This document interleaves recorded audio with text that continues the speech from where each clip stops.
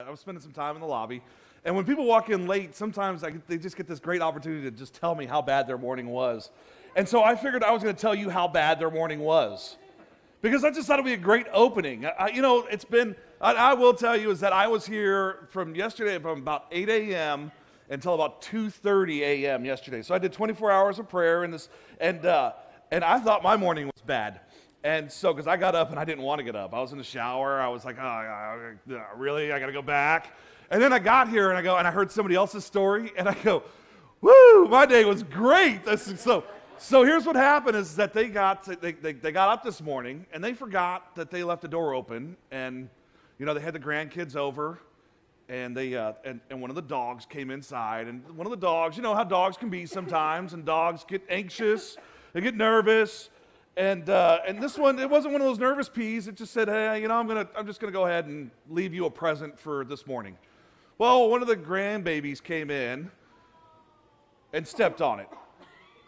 And you know what happens when a child steps in something they don't want to step in, right? They go, oh, ooh, look, and then they start showing you, and they come around the house and they run around and they get upset. So can you imagine that it's everywhere now? Well, they have more than one dog, and so that other dog left them a present in another room. Isn't it just wonderful? So if your day didn't start out that way, it's already better than theirs.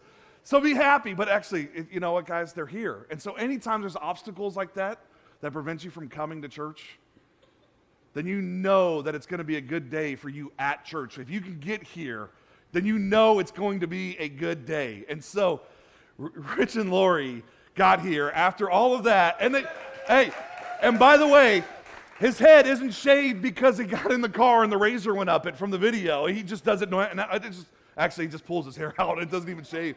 Everyone starts seeing stuff, and he's like, oh, that's a gray one, let me pull it. And so all of them just came out that way. Anyway, we are in this new series, and that's why the reason you can see these different things up here in this new, and we have to thank Annie for this. She spent all week long working on this. And so I will tell you is that when you see this stuff, she spends a ton of time working on it, and guess what? She does it all volunteer, and she really needs help, because there's some of this stuff you can trace, you can help. She does need help. She does it voluntarily, and really, we appreciate it so much, but it would not be like this. It would still be football. Actually, it probably wouldn't be football helmets, because we wouldn't have even done that. She did that too. So we just have to say thank you, and let's dive in, though. We're starting this new series called Relapse, and really, Relapse, and the reason why we're calling it Relapse is because it really is how to overcome temptation.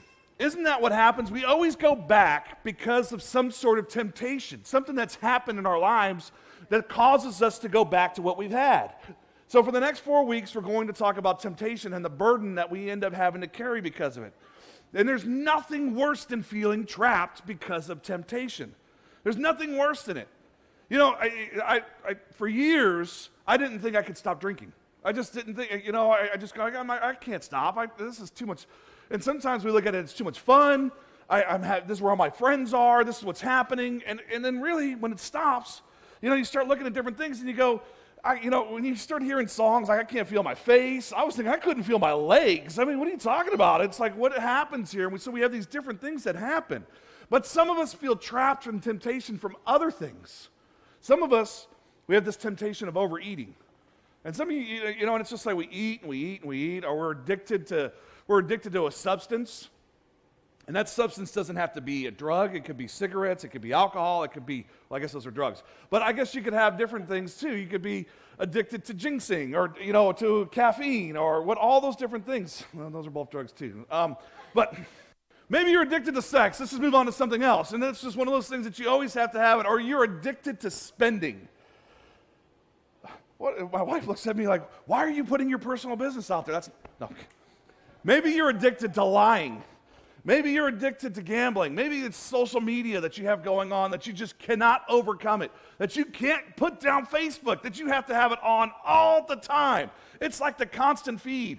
You have it, it's like your car even tells you, this person posted. It's one of those things, and you go, oh, but it's not that big of a problem. It's not that big of a problem. Well, the Bible tells us a little different. If you open up, and we're going to spend some time in 1 Corinthians, if you open up, it says, so if you think you are standing firm, be careful that you don't fall. No temptation is overtaking you except what is common to mankind. What is common to mankind? But just stop there for a second. Isn't kind of like the Facebook addiction, that's common to mankind now, right? Isn't, you start looking at this stuff, you just start thinking about what's common to mankind. Is it the spending? Isn't that kind of common to mankind now? Overspending, spending more money than you have, going into debt. The average American has $10,000 in unsecured credit card debt. That's just the average American. And that's even after this whole bubble, $10,000 in unsecured credit card debt. Some people are addicted to this gambling. They go, I'm standing firm, I'm good. But it's a common thing. You guys, anybody this morning, you were watching football maybe, you saw the FanDuel or one of these other ones that they just keep advertising over and over and over. You're like, how much money does these guys got? Because they just advertise all the time. It's like the Geico commercials. I would have a lower rate if you'd stop advertising so much. But if you start looking at this, these are common things. It's just one of those, it's common to mankind. But here's what it says when you look at it, the next thing it says, and God is faithful, and he will not let you be tempted beyond what you can bear. So listen to this. He will not let you be tempted beyond what you can bear. Think about this. Every time that there's been a temptation that's been given to you, every time that something's come out to you, has there been a way out? Has there been a way for you to say no? Just this morning, you had some sort of temptation. It could have been that your kids were running around and they'd stepped in dog feces and they were traveling it all around, but you had this temptation. You could either be upset with the children or be upset at the circumstance, or you could just not be upset at all and laugh at the whole thing. Right? There is a way out. There's a different way. But when you are tempted, he will also provide a way out so you can endure it. Every time there's a temptation, there's a way out. Every time. There's some sort of, when you start looking at it, the thing is that over the next couple of weeks, we're going to talk about this. And we're going to talk about resisting, and we're going to talk about the Spirit's power. And we're going to talk about the 3 things that every believer must do. But today, we're really going to talk about that way out. There's a way out every time. Sometimes we just need to recognize it, but there's a way out every time. Now, what is temptation? Because you're wondering, well, what is temptation? Temptation is anything that promises satisfaction at the cost of obedience to God. Temptation is anything that promises satisfaction at the cost of obedience to God. Think about that. You've been satisfied, you've gotten some sort of temptation, something's come out, and it's cost you from actually doing what God has asked you to do. It's cost you from going, well, God, I'm going to follow your instructions. God, I'm not going to do this. God, I'm not going to do that. And all of a sudden, it's cost you that. It's cost you just actually following God's instructions. Your brain turned off. It became the hit. It became the thrill, the excitement. That's what happens. Your brain it literally shut off and goes, all right, I want this hit. I want this next thrill. I want the excitement. The problem is that it usually ends up being a letdown. You end up feeling shame, and then you have guilt. That's usually what happens with it. At the end of it, because here's what would have happened. See, they laughed it off. Well, I don't know. I wasn't there, so they laughed it off when they got here. But if you were there, what would have happened? If they would have said something and they would have said something to the children that was just, that they later regret, all of a sudden they feel that later. It's going to be one of those things. It's not their fault, but you say something, and all of a sudden now you got to go back and apologize. Now you got to go back and talk about it. You go, I'm sorry, I know it wasn't your fault. And there's that shame and there's that regret that's involved in it. You don't want to have that go on. And so sometimes it's just worth taking a step back. And no matter what the chaos is, it's just taking a deep breath and going, it's not their fault. It's something else that we can change. We can make it better this way. Sometimes we just need to do that. That shame and that guilt can go away very fast. There's 4 truths about temptation, though. When you start looking at it, number 1, you have to understand this. It's not a sin to be tempted. It is not a sin to be tempted. Hebrews 4:15.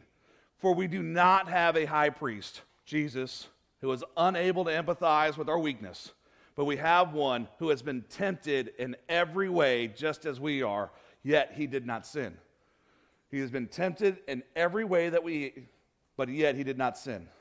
It's the complete opposite of how we are, right? We're tempted in every way, and then we go, oh, I like that. I'll go do that. And that's what happens. We end up chasing the dream, and we end up going after it. It's like Jesus got donuts all the time thrown at him, and he said, no, they're going to make me fat. I don't want those. For us, we get the donuts, and we're like, oh, please, I'll take some more. Can you actually put some more stuff on there? I'll take some more sprinkles, and I don't know, can you put a pretzel in there and do all these different things? Because, if you've ever been to Voodoo Donuts, they just put everything on there. You go, I don't understand how that even got that way. But it's the same thing. The donuts, or maybe it's cussing. Somebody, I see it all the time where people go, I'm a Christian, but I swear a little. Which is true. Some people do that. Some people, and they don't even do it intentionally. It's just so commonplace. It's like everyday language now. That's just what they do. They go, oh, it's just part of my everyday language. And actually, there's studies out there that say people that don't swear are actually, they tend to be more liars. In case you didn't know that, there's a study out there that says that. That's your defense mechanism right there. I'm just being honest. All of you out there that are doing it. But this is what happens, is that we feel guilt after sometimes. You go, you ask God, God, please don't let me swear today. And then when you do, all of a sudden you feel guilty about it. You're like, oh, God, you're not faithful. What happened? That was your fault, not his. You were the one that was tempted. You were the one who goes, I can't control my language. I'll just do what I want to do. It just comes spewing out of my mouth. Where it's not necessarily the case sometimes. You're just being honest and open and impulsive. But we also get to this way where because sometimes it's a little different, where we see an attractive person jogging down the street. And, my wife stops, wait a minute, what? What did you say? But it's not a sin to be tempted. So often when we're tempted, we feel shame, we feel defeat, we feel helplessness. We call the counselor's call. We get on the phone with the counselor. I'm like, I looked at somebody and I had lust. Did you act on it? No. What are you calling me for then? But that's how we get sometimes. We do something and we've been conditioned to this point where we're not supposed to do this. We're not supposed to look at things that way. And we have this false guilt that rides with this. We are going to be tempted. That's what happens to us. You watch a show. Did you sin? No, but I feel so bad. I watched this show and somebody had this happen. I was passing through the channels. And now it's different if you're passing through the channels and you get to that I remember being a kid. Anybody remember the kid with the cable box that the channel would get to where it'd be scrambled, but you could still make out some of it? And you stayed there a little too long. You're like, what is this? And you watched it for probably longer than you were supposed to. See, that's different.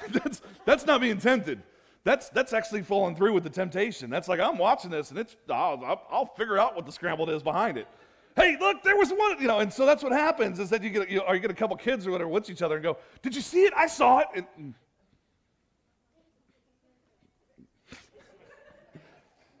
I feel so bad. Passing through the channels, I was all alone. I didn't watch it. You can go back, look at my internet history. These are the things that ends up happening. This is where we get to. We all of a sudden go from, I didn't do anything, and now we feel this shame and we feel this guilt. It doesn't mean that we should just go out and hang around with temptation. It doesn't mean that we should just always be there and just like, let me hang out in this point. It's, but it's not a sin. It doesn't mean that we should just be like, hey, I'm going to have this temptation always right in front of me. It's like somebody who's recovering from some sort of drug addiction. If they're recovering from heroin or dope or any of these things, heroin and dope, I guess, are the same thing. But but you don't tell them, hey, go back and hang out with those people. Just sit there and watch them all do it. Because what happens is you go back to that substance. Alcoholics, you tell them, hey, don't go drinking anymore. Don't go hang out with those people anymore because you're going to end up drinking with them. That's what happens. You don't hang around with the temptation because you will go into it. The next one is that there's another truth, is that you are not and you are never above temptation. If you think that you are standing firm, be careful that you do not fall. It's 1 Corinthians 10:12. A lot of times we go, I'd never do that. You hear this all the time, especially somebody who's recovering from addiction. They go, I would never do that. I'd never go back to that. And all of a sudden they think that they're standing firm and they fall right back into it. Satan will attack you at your weakness. That's where it's going to be. Satan is going to attack you there. But he also attacks your strengths. That confidence, I'm going to break those down. I'll break those walls down. You're a part of a family ministry. All of a sudden, that person's having an affair. We know somebody who that's the same thing that happened. Literally ran a family ministry at a church, had an affair with somebody in the family ministry with them. You go, I'm in such great health. They're going out, they're working out all the time, but then they're doing illegal substances. They're doing, they're using drugs. Or they have this bulimia thing going on where they eat and then they go, I'm going to go throw this up. I like when it tastes good the second time. Or they're a counselor, but they go see a doctor all the time to get a prescription for whatever it is. They just write illegal prescriptions. There's just different things. You guys, when you start looking at it, it says, so if you think you're standing firm, be careful that you do not fall. We also need to guard against that self-confidence. Sometimes we need to realize that we are weak. It's like I do a sermon on anger. I mean, guys, you got to know, I get angry. I lose my temper sometimes. I do. And the best that I do is I try to keep it under control. And the best thing is that I always go to this point and I'll go, you know what, Pastor Mike, you need to listen to this. I'll be doing my own sermon and I'll go back and I'll watch it on DVD. I'll sit back, I'll listen to it. I go, I have to watch this. I'll completely preach to myself. I've sat down and taken notes off of my own sermon that I wrote. That's what happens. We go through and sometimes I'll get up here and I'll be preaching to myself. It's going to reach some of you, but a lot of times it's something I'm dealing with as well. But I do, and I go back and I'll look at it. This self-confidence, just because I'm up here doesn't mean my life is perfect. It's not. But I came in here and I was here for prayer and I was here for everything myself yesterday, just because I need it too. I have my own issues going on. What you have to remember is that there's this big truth, and a lot of times we forget, and we go, oh, I'm being tempted. God is tempting me. And here's the truth, is that God will never tempt you, by the way. God will never tempt you. God tests you. Satan tempts you. God tests you. Satan tempts you. God tests you to push you forward. Satan tempts you to pull you backwards. That's what happens. God will test you to push you forward. It says it in James 1. And remember, when you are being tempted, do not say that God is tempting me. God is never tempted to do wrong, and he never tempts anyone else. Temptation comes from our own desires. We go, God is tempting me. God's putting me through this. God has this happening. He never tempts anyone else. Temptation comes from our own desires. It's what we want. It's the direction we want to go, which entices us and drags us away. The desires give birth to sinful actions. And when sin is allowed to grow, it gives birth to death. Think about this. I mean, look at it. It says, we get to this point where as it grows, as this temptation grows, and it continues to grow, because we allow it to be part of us, and allows it to grow, it gives birth to death. There's only so long that somebody can be pregnant. That's just the reality. You don't see a 3-year-old come out of somebody. They're like, yep, here I am with teeth, everything. I'm ready to go. That doesn't happen. At some point, they pop. Could you imagine? Come out, they're 4 foot tall. Hey, how you doing? I'm ready. I learned how to talk and everything in there. No, it happens. It happens before then. It doesn't get to one of those big things. It grows bigger as it's born. As that sin is, and it grows and it grows and it grows, and then it leads to our death. It births sin and it leads to our death because that sin separates us from God. That sin separates us from this loving relationship. Guys, I always have to ask for forgiveness. I'm always here asking for, because guys, I go over there and I'll pray at the wall and I'll go, Father, please give me the strength. Make me your vessel. Please take away my desires. Please take me away from this sermon. Because I don't want me to be involved in this at all. Because I know that I'm a sinner. I know. I want me to be taken away, and I want the Spirit to be able to speak through me. I don't want to be in the way of this. And a lot of times when we come up here and we have whatever it is that we've allowed to just build inside of us, or that sin, and it blocks the Spirit from actually giving and allowing us to speak what God really wants us to speak about. We've alienated this real conversation that we're supposed to have. We've made it to where death has blocked it, and it becomes my desires and what I want to talk about and what I want to preach about instead of what God has said that you guys need to hear. Martin Luther, he was a real theologian. I got a master's degree in it, but he was the real deal. And he said there's 3 things that we need. He saw there's 3 things. He said it's prayer, meditation, and temptation. And he said those 3 things, he said what happens is that all those things, that temptation actually helps us go to prayer and meditation. But temptation is going to be part of our life. He said that's what's going to happen. It's going to be part of our life. And over and over and over again, it's going to happen. But if you have prayer and meditation, it goes away. So those three things, if you're in constant prayer and you're always speaking with God and you're always in meditation, that temptation tends to fall apart. It's when temptation takes over and the other two fall down. It's when that prayer and the prayer and meditation time with God, you end up with that temptation taking over your life and being able to go where temptation's in control. You fall victim to those desires all the time. Every temptation is an invitation to depend on Christ. Every temptation is an invitation to depend on Christ. It's not in your notes, but you should write this down. If you're following along on your app on the bottom, there's usually a spot that you can put in notes, but every temptation is an invitation. And that's when you're supposed to depend on Christ.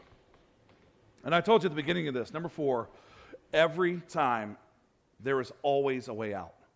There is always a way out. Everything that we have, every temptation, there is always a way out of that temptation.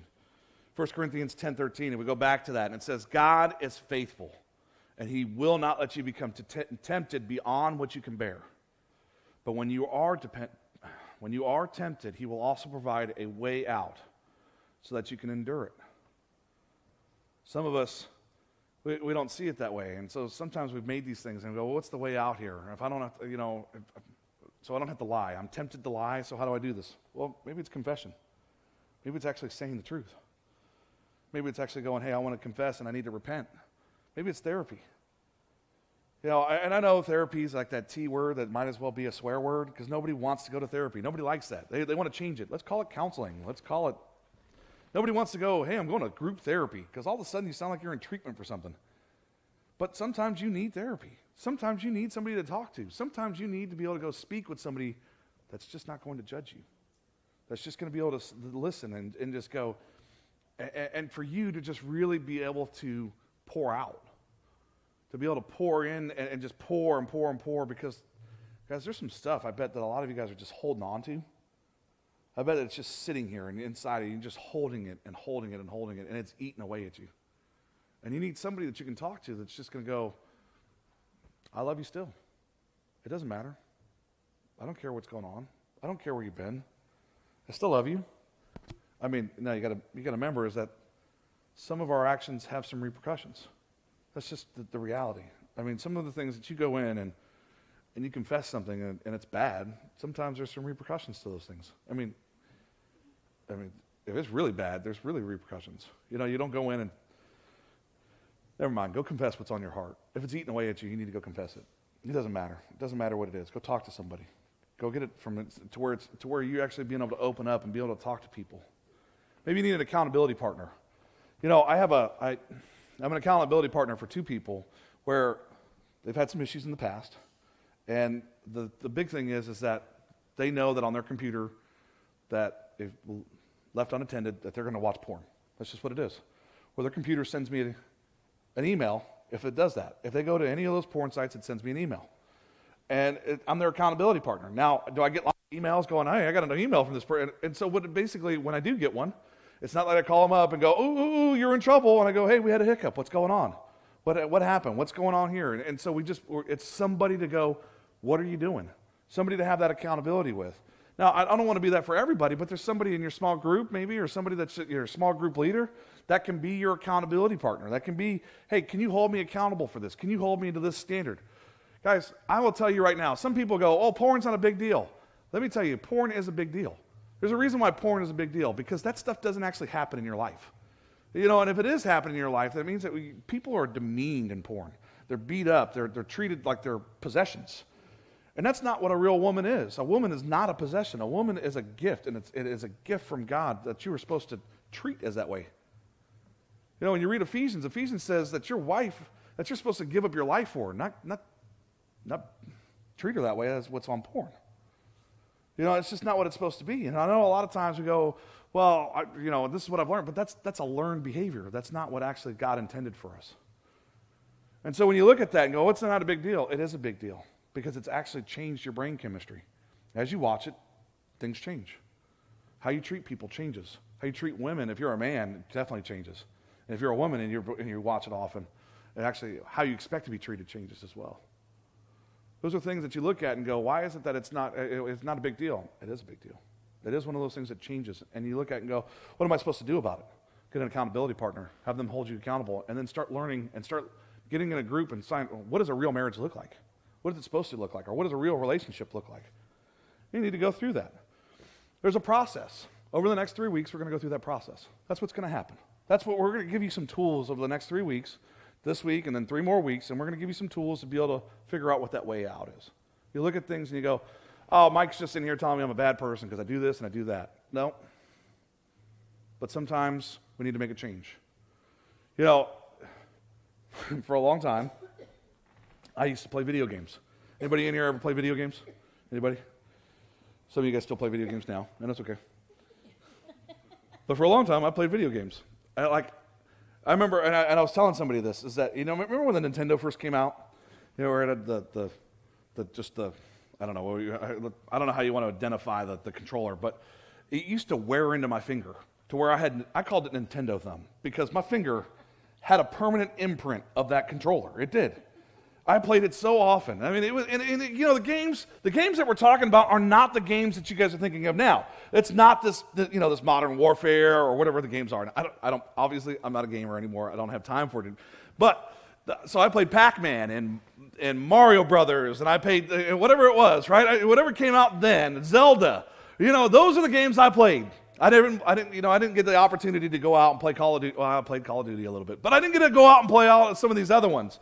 And so with some of them, sometimes we learn different tricks in order to how to get our lives kind of right, how to make it to where it worked for us, and how to get our lives so that, you know, you took a Nintendo cartridge and you knew to blow on it, or you'd put it in just a little bit, and then you'd slam it in to where it, you know, you all learned these different tricks. We all had different tricks in order to make things work for us, in order to get it to where we could actually continue to, this is how we're going to do through life. While we learn these workarounds to be able to get through the temptations that come up. We're going to be able to work through and go, as we're playing Pac-Man and Asteroids for me, we're going to learn what button it is that hits the reset to get us back to that point where we're back at the beginning. We're going to get back to this point where we figure out what the way out is. Because there always is a way out. There's always a secondary where you go, I don't have to fall into this.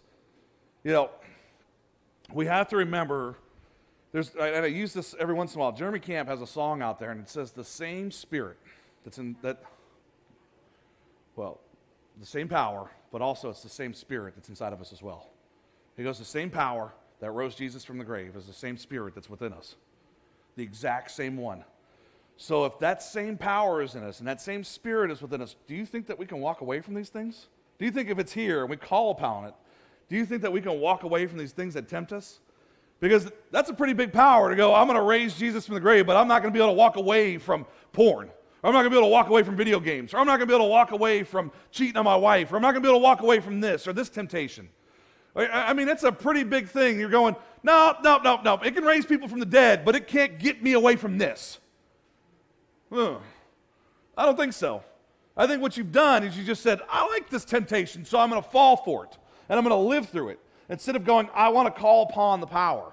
I want to actually look upon God, and I want to look upon Christ, and I want to go, this is the direction I want to go. Every temptation is an invitation to depend upon Christ. Every one of them. You always have this time to go, I want to depend upon Christ instead of myself, because when we depend upon ourselves, we know which direction we go. We know. We know what happens every time. You know that when you go, the dog did this on the floor, and usually we don't use the nice word. Right? You get up and you go, ooh, where's that dog at? You want to go, you know, instead of going, oh, wait a minute. I could have did things differently. But literally, my whole sermon changed this morning because of their story. It made a whole difference. It worked perfect for me. You know, but this is what the deal is that no matter what it is, that God will always give you a way out. No matter what it is. Every temptation is an invitation. You just have to look at it that way. God will give you a way out. He does. Over and over and over again, he's gone, this is the direction you should go. This is what you should do. And you've ignored it. You said, no. I like my way. I like the way that I go. I like where I'm at. The problem is maybe you just don't have a relationship with God yet. Maybe it's just not there. Maybe you think you have a relationship with God. Maybe you're like, oh, no, my relationship's great. He lets me do what I want to do. Well, that's that cosmic Coke machine that you're calling upon. He doesn't just let us do what we want to do. God says, I have a plan. I knew what that plan was before you were born. For each and every one of you. And trust me, it wasn't for what we're doing some of the times. For some of the things that we're doing, God looks down and goes, I don't know what you're thinking. I don't understand it. And he goes, well, wait a minute, I do know what you're thinking, but that's not going to work out that way. Or maybe the better thing is he looks down and goes, what are you doing? I told you not to do that. You know where it's going to go. Isn't that what happens? You know where it's going to go. You know what's going to happen. You're just not listening. You're just doing what you want to do. There's an option. We can take this and we can go, I need to step backwards and I need to reestablish this relationship with Christ. I need to reestablish it. I need to say, God, I actually want to listen to your voice. I want to hear it. I want you to be loud and clear. Because right now, for some of you, I know that God is being loud and clear, and he's going, yes, start again right now. Because this last week, if you just take the last 7 days, how bad was it? How bad? How many times do you look back and go, ooh, I shouldn't have did that. Oh, I shouldn't have did that either. Maybe I shouldn't have said that. Just the last 7 days. Think about it. Sometimes we need to go backwards and we need to go, God, you know what? I do need to reestablish my relationship with you. I need to start over. I need to have this firm commitment that I'm going to move forward with you instead of on my own power, fall into my own temptations, fall into the things I want, my own desires. I want to do what you want me to do. You got to remember, we're not the stars of the show.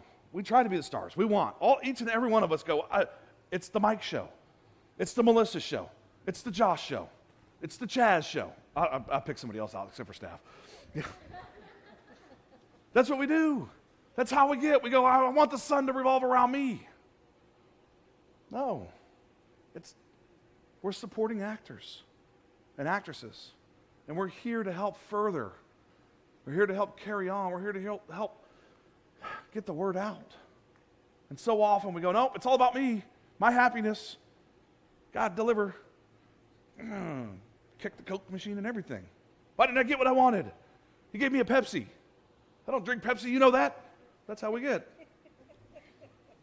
God, I asked for a Coke. You gave me water. Well, I just trying to fulfill your thirst. Sometimes we just need to change what we're doing. We need to do things a little differently.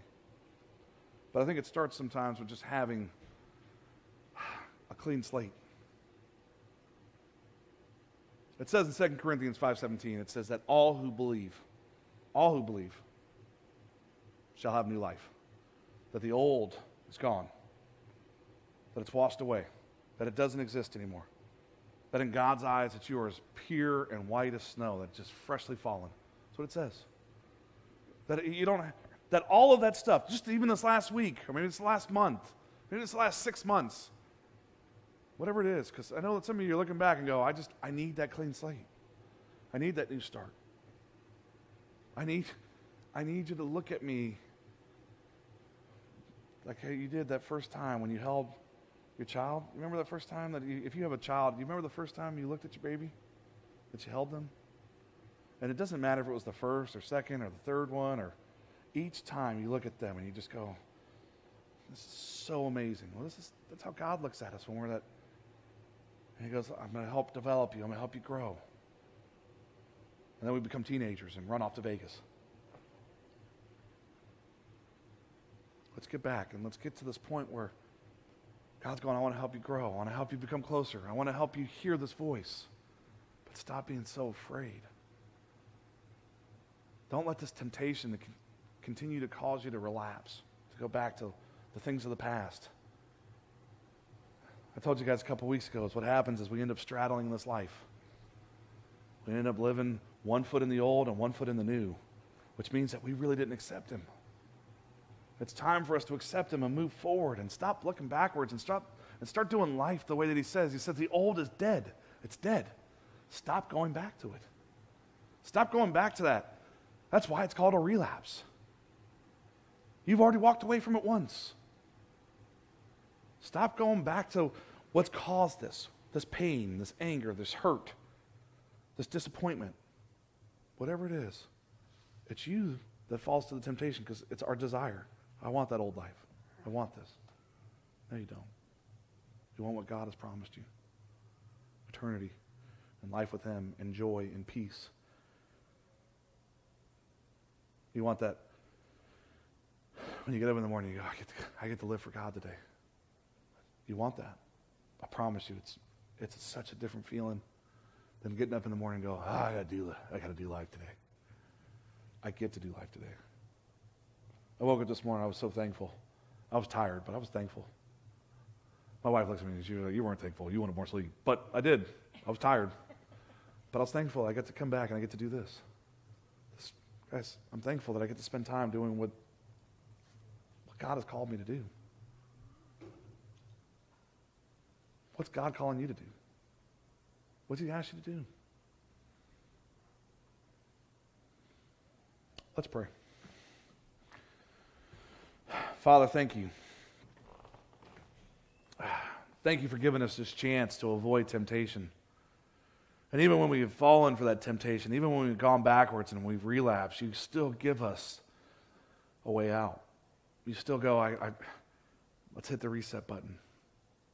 Let's move forward in this direction. Let's do life this way. Father, so often we want to live in the old life. We want to continue to do and have the desires of the old when you've said, I've given you this new life, and that old life is dead, and there's new desires, and the desire to pursue me and my son, and we just go, no, I want to go back to that. Well, Father, help us. Take away that desire. Take away those old desires and help us create a new desire of your Son. The new desire to spend time in prayer and meditation and to grow and to do life with you. Father, I know the last couple of weeks have been kind of turmoil in my life, and I want to change that. And when I go back, I want that promise that you've given in 2 Corinthians where you said that the old can be washed away by me believing, by me having faith, by me knowing that your Son died for me, that I get new life. Father, I believe that your Son died for me. And I want this new life. I want to be made pure again. I want the old life to be forgotten so I can move forward with this new life that you've promised. That I can go out and I can start walking away from the temptation with a new strength, to where I hear your voice, to where I hear your calling, to where I hear you saying, no, turn away from that. Turn away from that sin. Go this direction. Father, I want that. I don't want to go back and relapse, and I want the strength to be able to move forward and do life the way that you've designed me to do life, with peace and tranquility and joy, and knowing that it'll be everlasting that way, to be with you forever. That's what I want. Keeping your heads down. If you prayed that with me, if you prayed that you're just ready for this new life, that you're ready for this promise that's given to us, to be able to live, to be able to go out and go, I'm going to do something different. I'm not going to continue to fall to the old temptation. I'm going to be able to do and walk this new life that you've promised, to be able to hear God's voice again.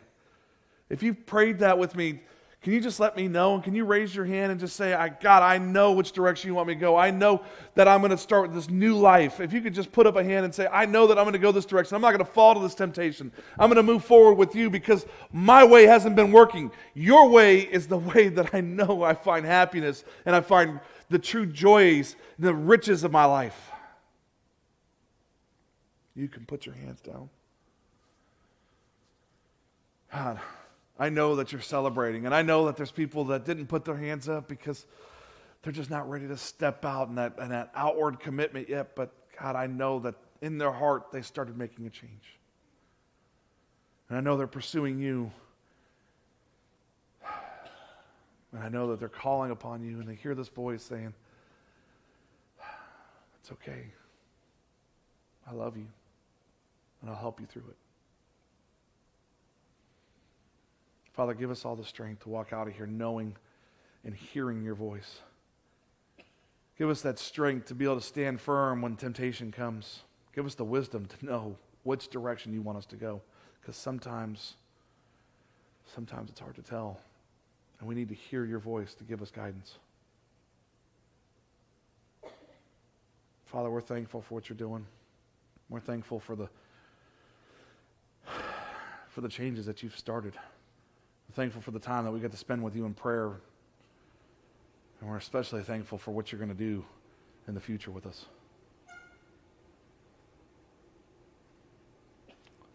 It's in your Son, Jesus' name, that we pray. Amen.